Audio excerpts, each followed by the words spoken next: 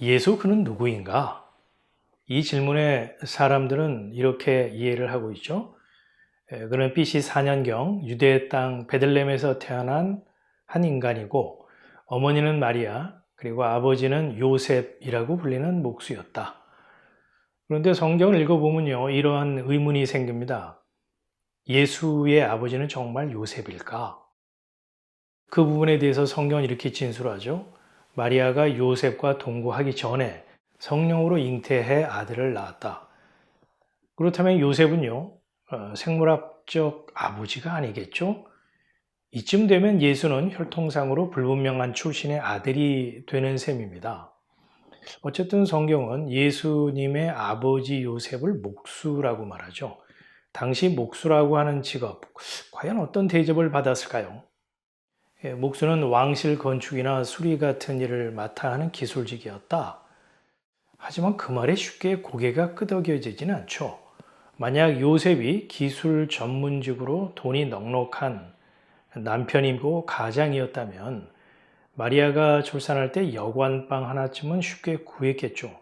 그런데 아기 예수는 여관방도 구하지 못해서 짐승들의 염을 통해서 태어났습니다. 이걸 보면 요셉이 돈 많은 기술자였다라기보다는 그저 생활이 빠듯한 목수였다는 게 더 자연스럽습니다. 예수님에게는 형제들이 있었죠. 성경 이 마태복음 13장 55절은 이렇게 말합니다. 그의 형제들은 야고보, 요셉, 시몬, 유다 아니냐? 그의 누이들은 다 우리와 함께 있지 아니하냐? 이 형제가 4명이고 누이들이라는 복수형이니까는 적어도 2명 이상, 그러면 6명이겠죠. 예수님은 요셉 가정의 장남이자 6남매의 맏형이었습니다. 6명의 동생들과 함께 갈릴리에서 자라셨기에 나세렛 사람 이런 별명이 붙은 것이죠. 갈릴리 나사렛이라는 곳, 그땐 변방이었습니다. 사람들로부터 인정을 못 받는 지역이었죠. 갈릴리에서 무슨 선한 게 나오겠어, 이렇게 코웃음 치는 일이 있을 정도로 예수는 무시받는 지역의 무명의 청년이었습니다. 그러니까 예수님은 변방 출신의 가난한 집 아들로 태어나서 형편상 정규교육조차 제대로 받지 못했을 가능성이 매우 크죠. 예수님이 사용하였던 언어는 무엇이었을까요? 히브리어와 아람어를 사용했을 것으로 봅니다. 예수님의 입에서 나온 말씀 중에 이런 게 있죠. 달리다 쿰, 소녀야 일어나라. 또 엘리 엘리 라마 사박다니, 나의 하나님 어찌하여 나를 버리셨나이까. 이 아람어죠. 예수님이 언어 영역에서 남들보다 뛰어나서 히브리어와 아람어 등 이중 언어를 능숙하게 구사했다는 말이 아니고요. 그저 평범한 사람이었다는 뜻입니다. 아람어는 당시 중동 지역에서 쓰이던 국제 공용어였거든요. 예수님의 외모와 체격은 어땠을까요?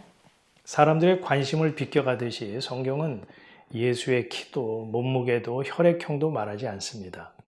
이 순환받는 메시아를 예고한 이사야 53장을 보면요, 그에게는 풍채나 위엄이 없고 우리의 눈을 끌만한 아름다움도 없다, 이렇게 되어 있죠. 즉 예수님은 잘생긴 외모나 카리스마보다는 비호감형의 별 볼 일 없는 젊은이였을 가능성이 높습니다.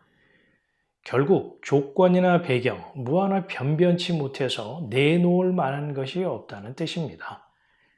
이 별 볼 일 없는 총각을 좋아할 아가씨가 있을까요? 이런 조건의 청년과 결혼하겠다고 부모님에게 인사를 시킨다면 그 결혼을 선뜻 승낙할 부모가 과연 있을까 싶기도 하죠. 예수님은 30살 즈음에 요단강에서 세례 요한에게 세례를 받고 이제 공적인 사역을 시작합니다. 그의 첫 메시지는 이것이었죠. 회개하라, 천국이 가까웠다. 그는 갈릴리의 어부들을 제자로 삼아 함께 다녔습니다. 이 제자들의 배경이나 스펙을 보면요, 그 스승의 그 제자입니다. 그닥 돋보이는 사람도 없고 사람들의 시선을 끌만한 존재감 있는 인물도 찾아보기 어렵습니다. 그나마 예수님의 신통력 덕분에 사람들의 이목을 끌 수가 있었던 거죠. 예수님은 병든 자를 고치시고 귀신을 내쫓고 굶주린 자들을 먹이셨습니다. 심지어 죽은 나사로를 무덤에서 불러내기도 했죠. 이쯤 되면 사람들의 반응이 어땠을까요? 그들은 예수를 왕으로 삼으려 했습니다. 이 사람 정도면 우리의 경제 문제, 건강의 문제, 죽음까지도 다 해결해 줄 수 있겠구나. 하지만 예수님은 이렇게 말씀을 하셨습니다. 너희가 나를 따르는 것은 먹고 사는 문제 때문이 아니냐. 썩을 양식을 구하지 말고 내 살과 내 피를 먹어라. 이 말이 떨어지자 사람들은 다 흩어지고 말았죠. 말씀 참 어렵게 하시네. 저 사람 이상하다. 자기 살과 피를 먹으라니. 이 사람들의 기대는 곧 실망으로 돌아섰고요. 게다가 신통력마저 유효기간이 지난 것처럼 시들해지자 민중의 실망은 증오로 변했습니다. 호산나 우리를 구원하소서 하던 그들이요. 며칠 뒤에는 그를 십자가에 못 박으라 이렇게 외쳤죠. 예수님에 대한 증언은 유대 종교 지도자들에게서 노골적으로 표출이 됐습니다. 바리새인, 서기관, 제사장 등 그 당시 종교계의 실세들이요. 예수님을 눈에 가시처럼 여겼으니까요. 그도 그럴 것이 예수님은 그들을 향해서 아주 뼈 때리는 쓴소리를 거침없이 쏟아내곤 했습니다. 예수님이 그들에게 뭐라고 그랬느냐?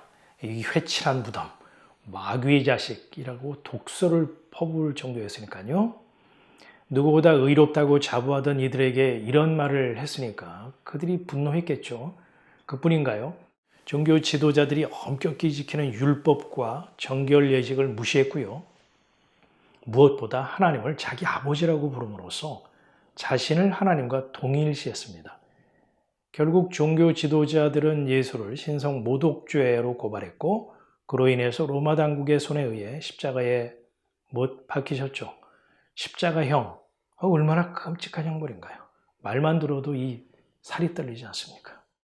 그렇게 예수님은 33세 나이로 죽임을 당하셨고 제자들은 다 도망쳤습니다. 그 누구도 예수님을 지키지 못했죠.